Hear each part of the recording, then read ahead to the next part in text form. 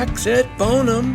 May God's peace and goodness cascade over you today, because man, every day is a gift, right? Every day of health is a gift twice over. And me, just thinking along with you, I'm honored by each and every listen, every download. Dziękuję. That's Polish for thank you, for all of my legions of Polish listeners who tune in, all of you Rybarczyks in Poland. What's been going on here at the Unprof's homestead? Well, a few days ago I caught a big black hairy spider in my kitchen window. Sorry guys, my producer wanted to know if I had bought a permit to trap the spider. No, of course not. This isn't Oregon. But I didn't trap her, but I did take a picture of her. Before I caught her, I took a picture. Black body, legs, black head, covered with little white hairs, and she had an iridescent green-blue face. It was brilliant color. Fortunately, nope, I looked, not a black widow. It's something called a bold jumping spider, which are apparently common here in Spudland. I thought at first about killing her, and then I thought, hey, I love God's creation. So I caught her in Tanya's little handheld kitchen vacuum and took her outside and dumped her over the back fence. Have a good life, Miss Bold J. Also, here on the home front, while we were out of town for only 3 days, a bird's nest was built atop our home security camera.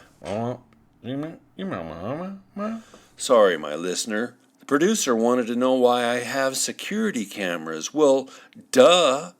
I've been flagged on Facebook for violating community standards. I had shows nixed on YouTube. Apparently, social media thinks I'm a dangerous man. So, I want any ill-motivated visitors to know they're being filmed by a dangerous man. Anyway, back to the bird's nest. A single dad was up there working. I don't know what happened to his wife. I haven't seen her in 4 weeks. Did she run away? Did she find a richer suitor? Did she become lunch for a raptor? We are one of the raptor capitals of the world. Was he? I've named him Rambo. Rambo for his bold inbound flights right over our heads. Was he abusive to Mrs. Rambo? I don't know. When I asked him about it, he wouldn't answer. But he did say he wished he was nesting down in Cali because they have a better welfare net for single dads than we do here in Idaho.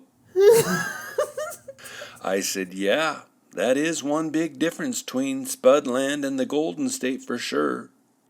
He was disgruntled, so I didn't try to prolong the conversation. But for a week, I'd see a little baby Rambo mouth protruding up over the top of the nest, mouth agape. I thought there was only one baby. Yesterday, while I was out watering my roses, and I guess because I was standing so still, Mr. Rambo came speed flying in with an insect in his mouth. I could see the legs sticking out. And up, he landed on the nest, and up popped 3 little baby Rambo mouths. Beaks agape in an eager gesture of, feed me, Seymour, feed me. Oh, it's so fun. I just love the particular beauty of God's creation. And, Lord, please bless Mr. Rambo. He's a single dad caring for 3. You know me. I'm most interested in education. As a theologian, I'm interested, for one thing, because education involves the formation of people, and when you form enough people, you form society itself. Even Friedrich Nietzsche got it when he said, people forget that education, the process of cultivation itself, is the end. Close quote. You guys, in Latin, this cultivation is called pedagogy. Class, please say Pedagogy. Pedagogy, teacher. Pedagogy is the formation of children. Those at our feet. Pedagogue. A pedagogue is a teacher of children. We might say pedagogue in English, but pedagogue is a teacher of children. In America, the first public school was opened in 1635 in Boston. And yes, it was run by Christians, and among other things, they studied the Bible and taught Latin grammar. Later on, Massachusetts created a law requiring towns with populations of 50 or more to hire a schoolmaster to teach the children of the town basic academics. It only took 50 and they had to have a teacher. Towns that had 100 or more people were required to hire a Latin grammar schoolmaster who was equipped to prepare the students for higher education. At that time, the only college established in the colonies was Harvard. So clearly, from the nation's onset, we cared deeply about education.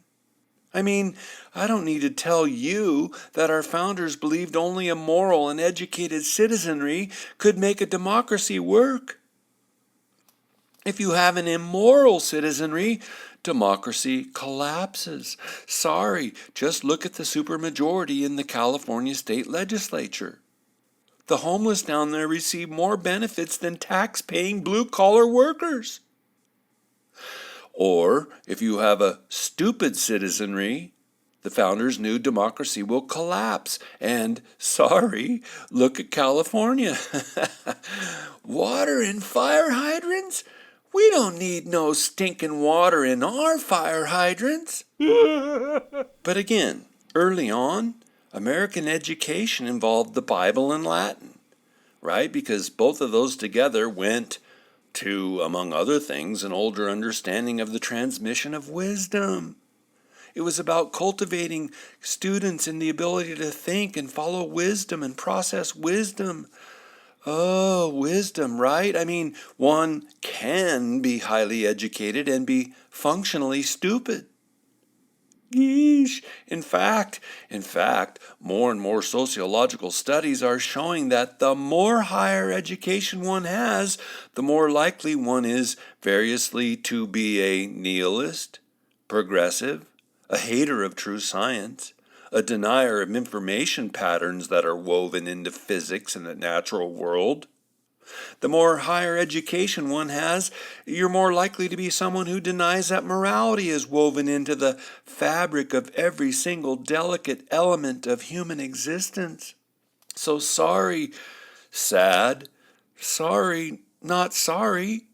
The more higher education one has today, the more likely one will be what the Bible calls a fool. A fool? Yeah.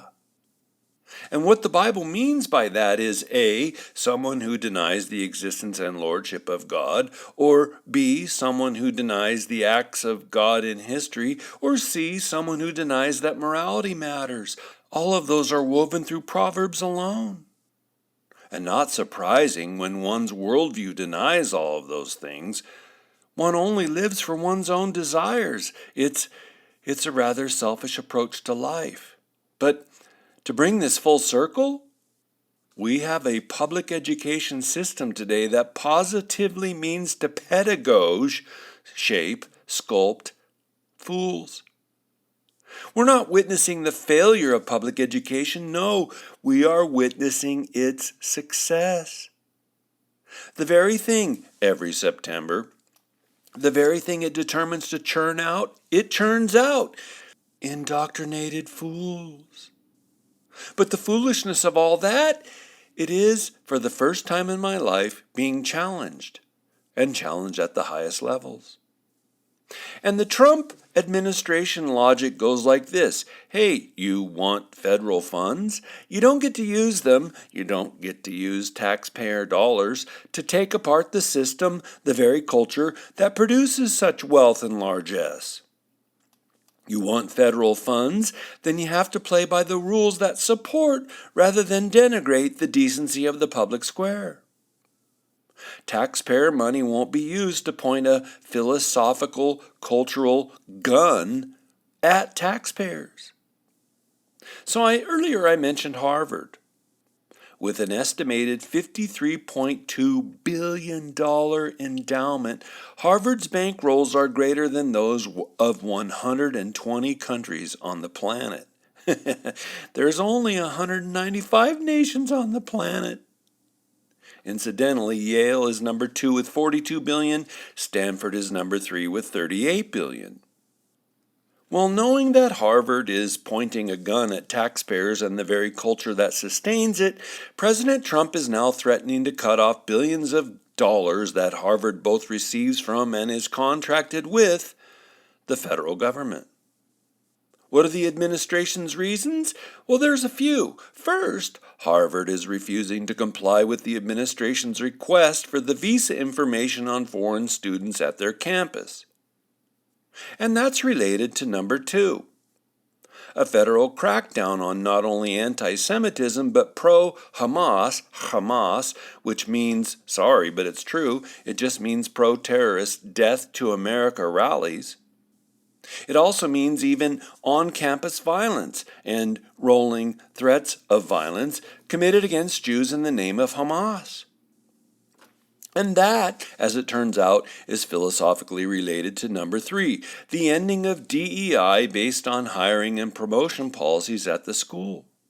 Because under Title VI of the Civil Rights Act of 1964, higher education discrimination on the basis of skin color or sex violates American law. And then there's number 4. Let's just put it out there.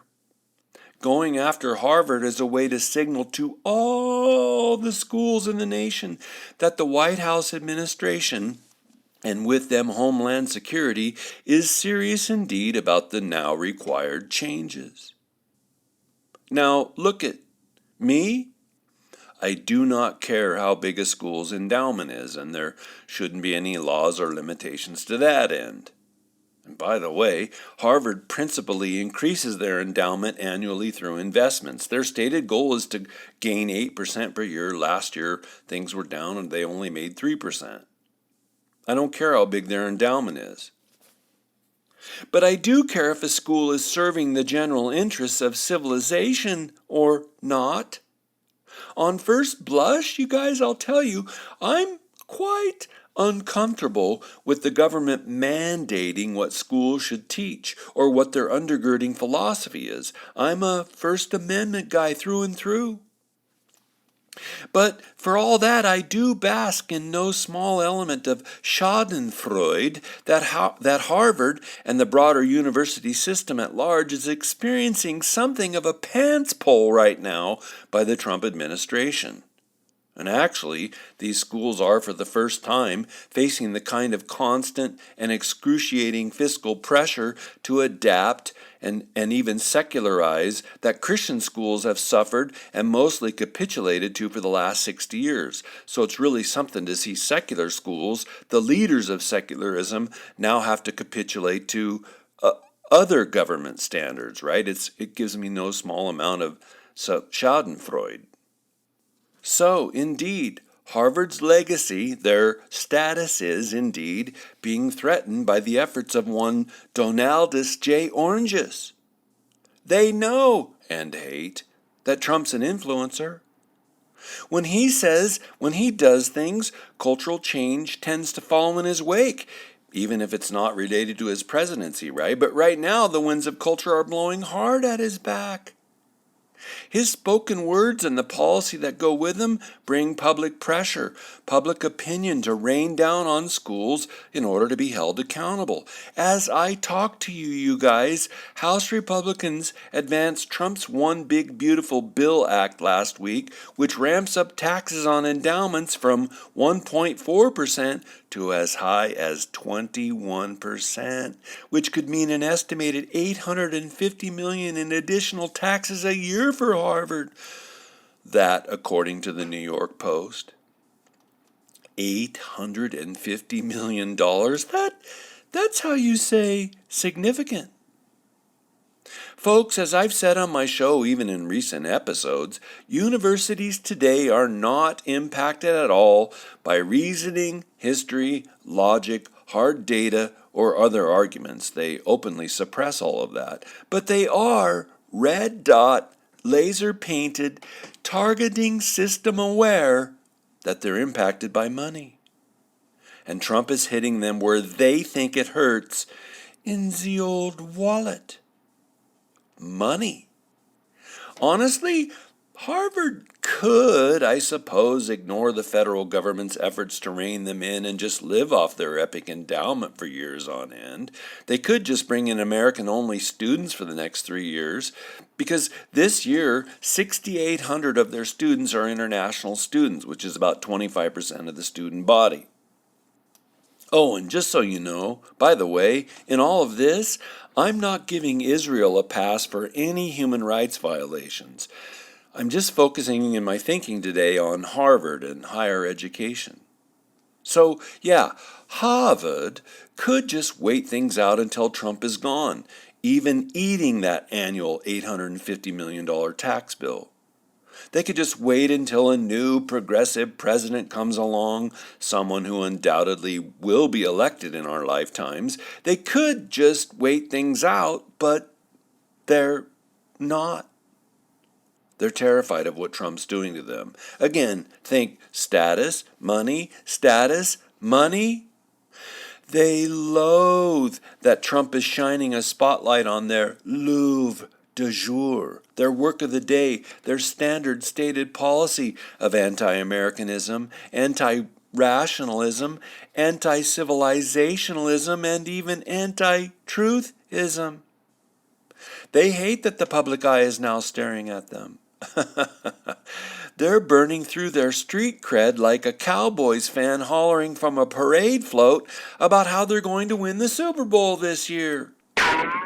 Well, in an ideal world, Harvard wouldn't enroll foreign students who come here funded by Qatar, Saudi Arabia, China, with scholarships and endowments and chairs and even putting forth grants. They wouldn't enroll foreign students who come here and attack Jewish students or call for the death of Israel or the end of America. In an ideal world, Harvard would still be teaching Latin and Bible, for goodness sakes. Or in an ideal world, the government wouldn't need to remind schools that take taxpayer money that they ought not teach hatred of American taxpayers. Sheesh, Lord have mercy. In an ideal world, we wouldn't have urban guerrilla warfare going on. But we don't live in an ideal world. As I've said much times, most everything this side of eternity is provisional and contingent. People do weird and sinful things. Governments do weird and sinful things. Universities and colleges sponsor weird and sinful and biblically foolish things.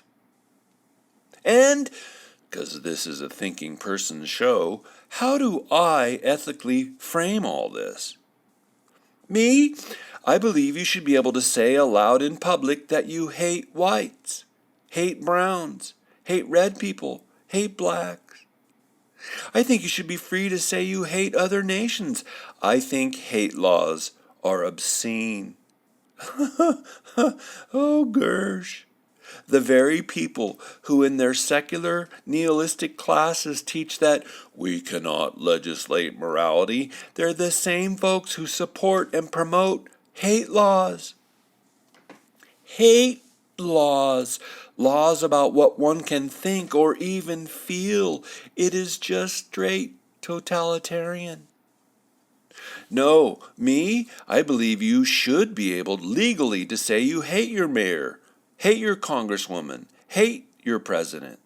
You should be able to say it out loud in public with no legal repercussion. Now, perhaps there should be public shaming for that kind of speech, but shame, that's about culture, and we're talking about law.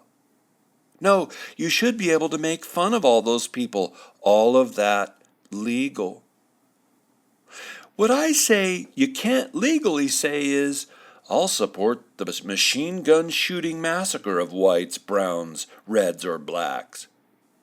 You can't legally say, I support the stabbing to death of our mayor, my congresswoman, or the poisoning of the president. As the famed constitutional scholar Alan Dershowitz recently said, there is no First Amendment right for student immigrants to call for the death of Jews or the annihilation of America. And he taught at Harvard for decades. Foreign students don't have First Amendment rights to call for the death of Jews or America, so all of that in my ethical framework to call for murder and death and annihilation is to cross a line. It's a line that should not be crossed. Chanting and shouting out loud from the river to the sea is a time-worn Muslim call for the destruction of Israel, the elimination of all Jews, from the Jordan River to the Mediterranean. So to me, that bigly crosses a line that needs to be enforced legally. Because imagine with me, my listener, if 50 Baptist-y type folks stood on the corner of an intersection, say down at Hollywood and Vine in LA, and they were chanting together, "Nuke Sudan, nuke, nuke Sudan, wipe them out, nuke, nuke Sudan." You think that would make the national news? Yeah, and for good reason. It would be a call for the death of some 50 million people. It would cross the line for which free speech was established. For us to have people wanting to get an education in the United States, but while they take American tax dollars directly or indirectly through all manner of ways, and they're chanting death to America or end fascist America, is not only counterproductive for reasons owing to pedagogy, soul formation, it involves the madness of a civilization using its own funds to deconstruct itself. It's straight crazy. So for me, the horror of higher education, it's gone on long enough. Something has to be done to reel them in, and right now, I'm glad the Trump administration is.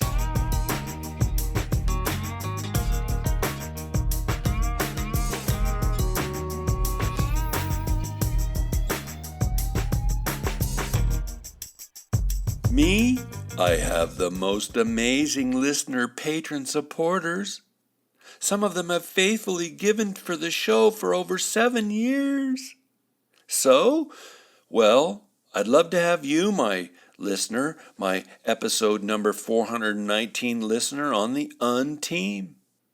Please go to Patreon, Patreon, sign up, find the Uncensored Unprofessor, and make a monthly pledge. I'd be happy for $8, $12, $20, $50 a month because they all add up to help me pay for multiple required monthly apps and fees and expenses and equipment. And for every new donor who signs up for a $20 or more monthly pledge, I'll send you a copy of one of my books. You can have my book on Protestant Perspectives on the Holy Spirit or a History of the Theology of Beauty. Your choice. Go to Patreon. Thanks. Another amazing supporter of the Uncensored Unprofessor, the wonderful folks at Gallerini Roofing. Down in SoCal, they work in the OC and LA and even North San Diego.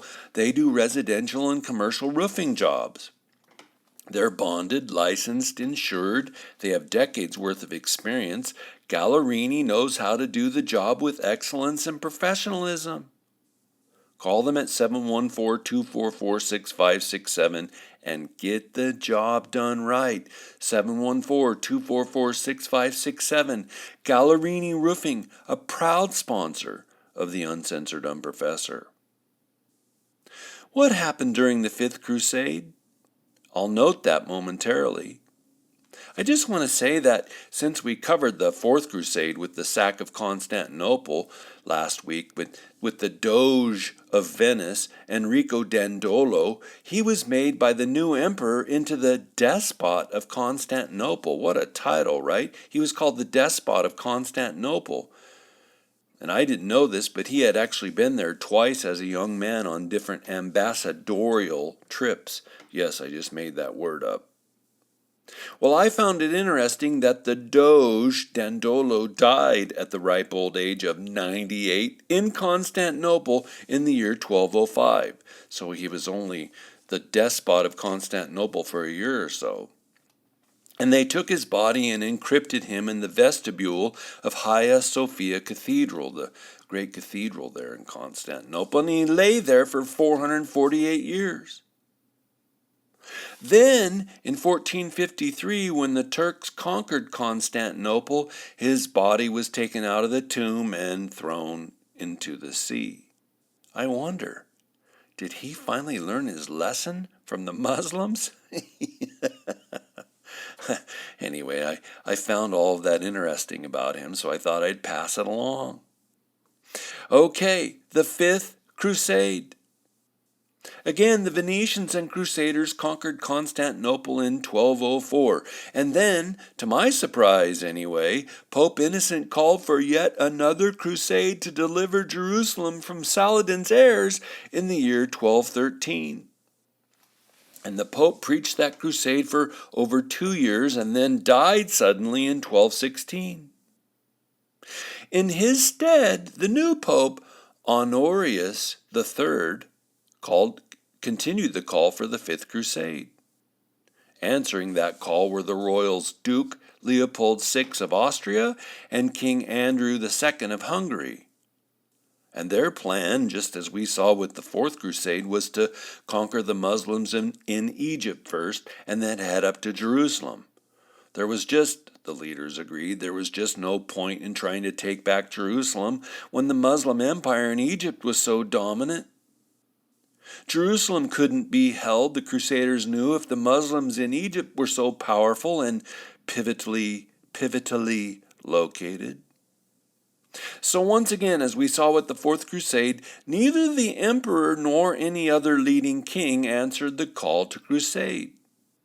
When the initial Crusader leader named King John of Brienne left the crusade, the Pope sent 2 legates,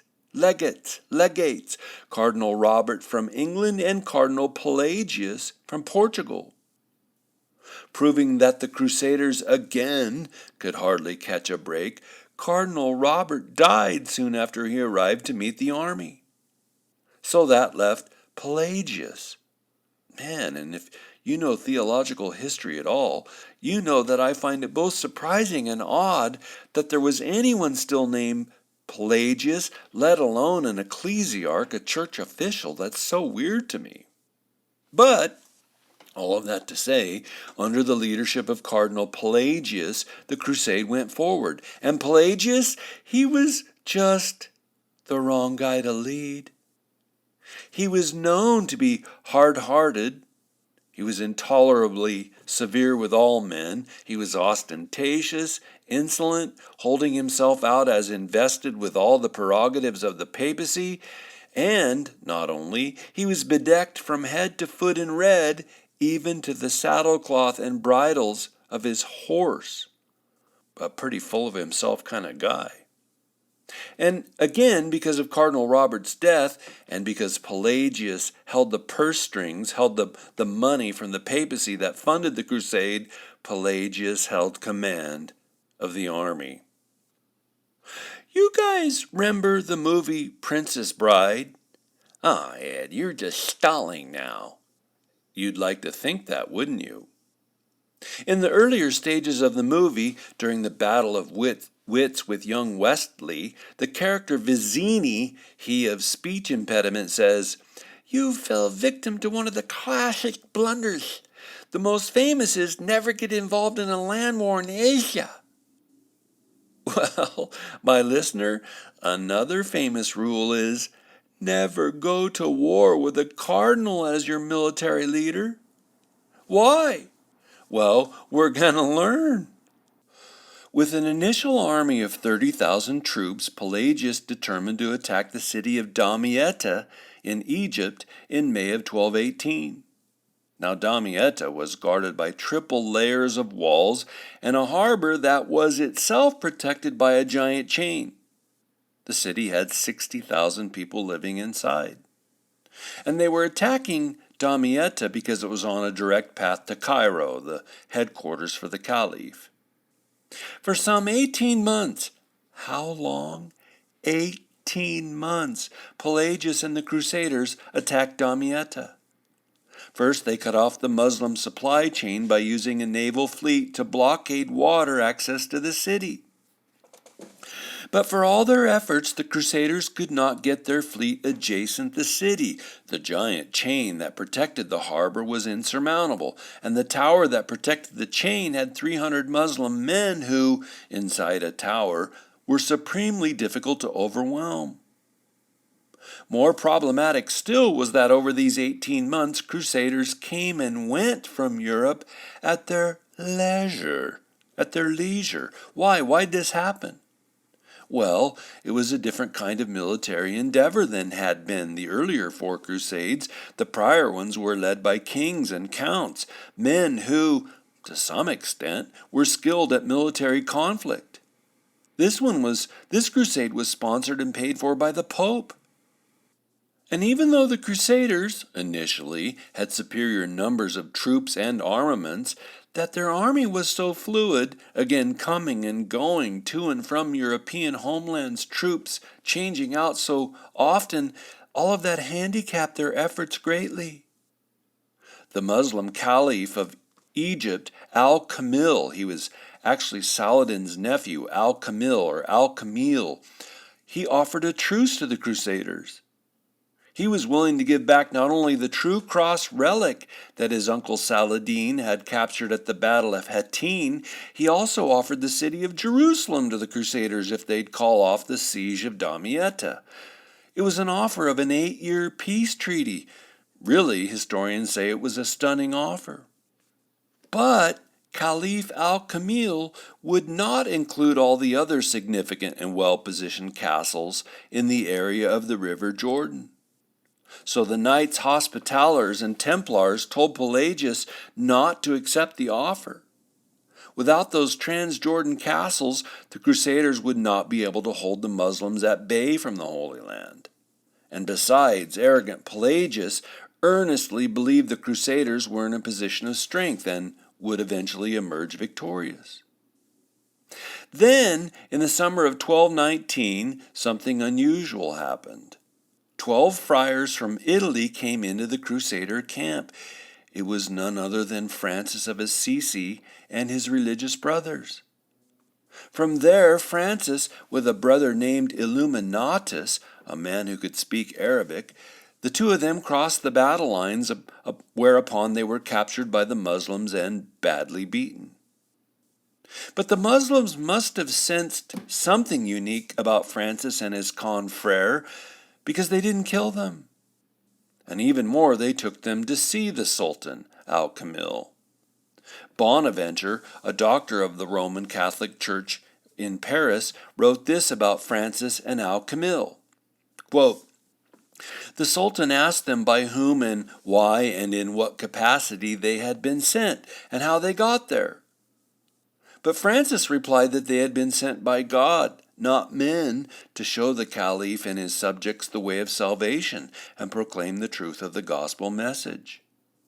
When the Sultan saw his enthusiasm and courage, he listened to Francis willingly and pressed him to stay with him. It is said that Francis greeted the Sultan with the greeting, 'May the Lord give you peace,' similar to the traditional Muslim greeting of 'Assalamu alaikum,' or 'Peace be with you.' It was a greeting that surprised the Sultan, who was quickly enraptured by Francis's holiness. Furthermore, Francis proceeded to preach the gospel to the Sultan in such a way that he was not offended and did not end Francis' life immediately for blasphemy. Or we could add to that, he did not cut off Francis's head. The Sultan could see the love that flowed from Francis and was astonished by his boldness. They spoke together of the spiritual life and reflected on each other's traditions. The two friars from Assisi stayed in the Muslim camp for several days and departed on peaceful terms. Before they left, the Caliph wanted to give Francis lavish gifts, but Francis refused, according to his own vow of poverty. This too left Al-Kamil speechless, as he was not aware of a man who refused earthly honors. Francis eventually accepted the single gift of an ivory horn that is currently on display in Assisi. Against all manner of later and romanticized iterations, for example, they're called hagiographies, right? Stories told to make a person seem more holy. And those hagiographies could be about Francis or Al-Kamil the Caliph, just so you know. But against those later romanticized iterations, Francis did not approach the Sultan in order to have interreligious dialogue, the way we would think of it today. Neither was Francis interested in either learning more about Islam or trying to build philosophical bridges with Islam. No, he went to the Sultan in order to preach the gospel to him. And he did so in gentleness for several days. The Sultan finally said he could not convert, despite the deep piety and love he recognized in Francis.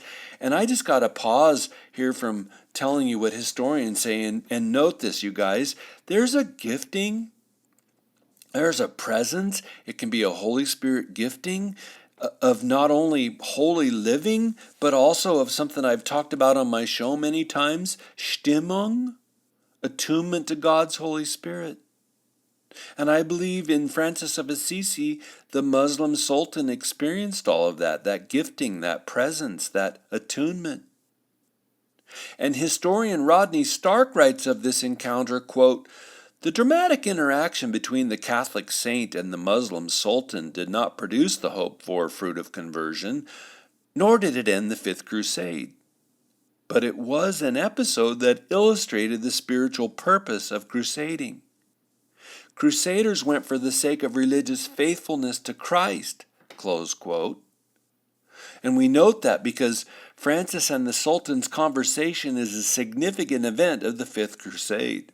I find it fascinating. But let me go back to the battle. Studying the city of Damietta, some Crusaders realized that one of the city towers was not manned. So they attacked through that tower and gained access to the gate. When the main body of Crusaders stormed through the gate, the city surrendered without a fight. Why? What had happened? Well, there were corpses everywhere. 18 months of blockade and attack had dwindled the food supplies within Damietta to dangerous levels, resulting in the starvation of 50,000 people. 50,000 people starved to death when Al-Kamil refused to surrender the city. So Pelagius' gamble proved effective. And the Sultan proposed still more terms for a treaty, but Pelagius, believing now he had the upper hand, refused. From out of Damietta, Pelagius took the Crusader army 42 miles inland to the city of Mansoura. But they camped in a spot fixed between three waterways, the Nile, a canal, a lake. And because Pelagius had only taken enough provision for his army for 20 days, was it bad planning? Was it foolishness? Was it a churchman leading an army? I don't know. But because he had only taken enough food for 20 days, and also he knew that his supply lines could easily be broken by Muslim forces, Pelagius retreated back to Damietta after only 20 days. With his forces drained at the end of summer, and with too many men having come back and forth and gone back to Europe, Pelagius bargained for peace with the Caliph. Pelagius had hoped that the German King Frederick II and his army would arrive to assist the crusade, but Frederick never showed up. So what were the terms of the truce? The truce said if the Crusaders would abandon Damietta and leave Egypt altogether, Al-Kamil would variously do a prisoner swap, return the relic of the true cross, and that there would then be an 8-year peace treaty. Pelagius, again, he was a man of the church, not a military leader, but he agreed to the terms. The Crusaders had won a significant battle, but in effect abandoned the war. And that, my friends, that truce was the end of the Fifth Crusade. It was yet another failure by Roman Catholics to liberate and recapture the Holy Land. What did happen, though, some 9 years later, is that King Frederick II of Germany, as it turns out an Holy Roman Emperor, did take his army to the Holy Land. Now, technically, it was not a crusade. It was not a crusade because the Pope had already excommunicated King Frederick. He's actually a man who historians say was more comfortable with Islam than Christianity. He had grown up in Sicily. He knew how to speak Arabic. Arabic was spoken everywhere in Sicily. And the Pope had already excommunicated King Frederick twice for having returned back to Germany when he became ill on his way down to the Holy Land.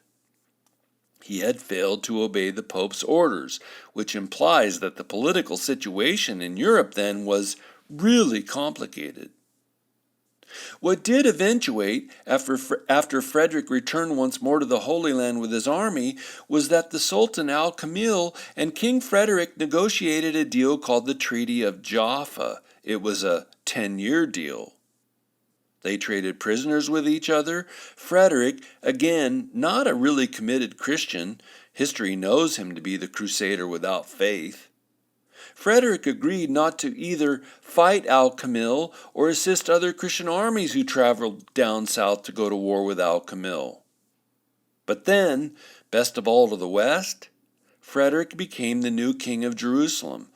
King of Jerusalem, Bethlehem, and Nazareth. But like I said, that wasn't technically a crusade. For all the failure of the Fifth Crusade, once again not taking Jerusalem and really not defeating the Muslims once and for all, they still did learn some important lessons. They knew that they must be better prepared for future crusading. The Pope and the Vatican realized they've got to think this through more carefully, be more strategic. They knew they needed to be more self-controlled. I was just the other day talking out in the front of the house with a neighbor. He's an active sergeant in the military right now. We were talking about Russia and Gaza and the Crusades, and he said there's an old adage, wars are won by logistics. Perhaps, maybe we'll see in later Crusades, maybe we'll see the Crusaders realize that logistics were of supreme support because time and time again they get caught down in the Holy Land, down in the Middle East without sufficient supplies or planning. I am so grateful that you joined me today. I love that you want to think through these matters with me. Please, until next week, everyone go and turn on your beautiful God-given brains.